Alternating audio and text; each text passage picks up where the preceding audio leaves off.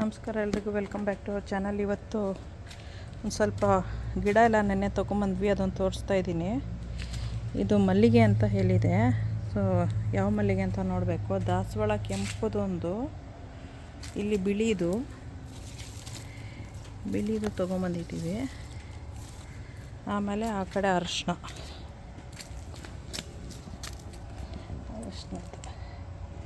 ಇದಿಷ್ಟು ತೊಗೊಂಡು ಬಂದಿದ್ದೀವಿ. ಇದು ಕೆಂಪು.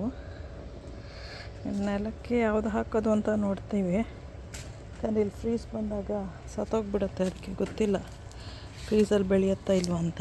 ಇದು ಮಾವಿನದು ಅಂತ ಅನ್ಕೊತಾ ಇದ್ದೀನಿ, ಅದಕ್ಕೆ ಚೂರು ಎಲೆ ಕಟ್ ಮಾಡಿಬಿಟ್ಟು ನೋಡೋಣ ಅಷ್ಟೇ. ಇಲ್ಲ, ಅವಕಾಡೋ ಗಿಡ ಅದು. ಪಪ್ಪಾಯನೂ ಚೆನ್ನಾಗಿ ಬಿಡ್ತಾಯಿದೆ. ಇದು ಬೀಜ ಬಿಡ್ತಾಯಿದೆ ಅಂತ ಅನ್ಕೊತಾ ಇದ್ದೀನಿ.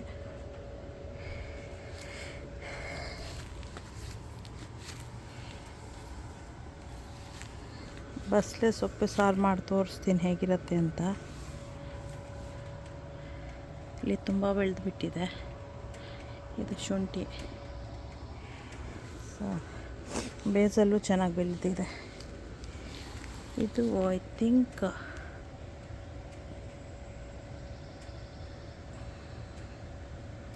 ಯಾವುದೋ ಬೇರಿ. ಇದು ಸಬ್ಬಸಿಗೆ, ಇದು ಚೆನ್ನಾಗಿ ಬೆಳೆದಿದೆ. ಪಿಂಕ್ ಹೂವು ಬಿಡ್ತಾಯಿದೆ. ಇದನ್ನು ನೆಲಕ್ಕೆ ಹಾಕಬೇಕು, ಇನ್ನೂ ಹಾಕಿಲ್ಲ. ಪಿಂಕ್ ಅದು ಗೋವಾ ಅಂತ ಹೇಳಿರೋದು, ಇಲ್ಲಿ ಹಾಕಬೇಕು. ಇದು ವೈಟ್ ಗೋವಾ. ಇದು ನಾನು ಡಿಲ್ ಅಂತ ಅಂದ್ಕೊಂಡೆ, ಸಬ್ಬಸಿಗೆ ಅಂತ, ಬಟ್ ಅಲ್ಲೂ ಅಂತೆ. ಇದೇನೋ ಡಾಗಿಂದು ಡಿಲ್ ಅಂತಾರೆ, ಡಾಗ್ ಡಿಲ್ ಅಂತೆ. ಸ್ಮೆಲ್ ಹಂಗೆ ಇದೆ, ಬಟ್ ಮಸ್ಕಿಟೋಸಿಗೆ ಒಳ್ಳೆಯದು ಅಂತ ಹಾಗೆ ಬಿಟ್ಟಿದ್ದೀನಿ. ಇದು ರೋಸು, ಬಂಚಾಗಿ ಬಿಟ್ಟಿದೆ ತುಂಬ ಚೆನ್ನಾಗಿ.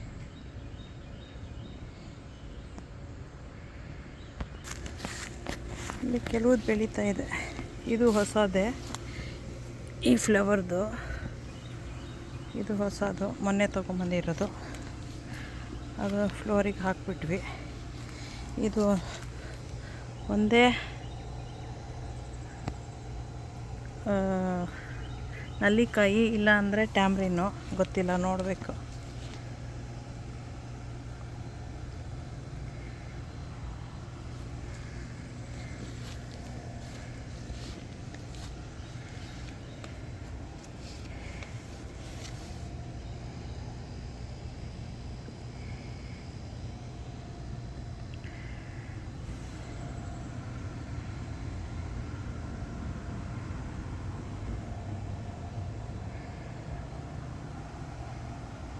ಅದು ಲೆಮನ್ ಗ್ರಾಸ್.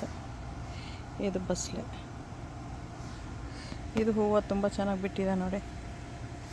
ಕರಿಬೇವು ಯಾಕೋ ಏನೋ ಲೈಟ್ ಕಲರ್ಸ್ ಆಗ್ತಾಯಿದೆ, ಗೊತ್ತಿಲ್ಲ ಏನಕ್ಕೆ ಅಂತ.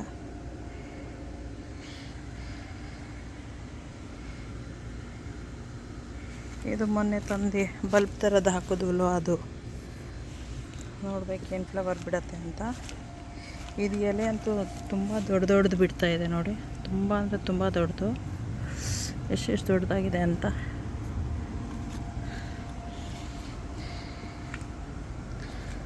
ಇಲ್ಲೆಲ್ಲೋ ನೋಡಿದೆ ನಾನು, ಇದು ಯಾವುದಾದ್ರು ಹೇಳ್ತಾರೆ, ಇದು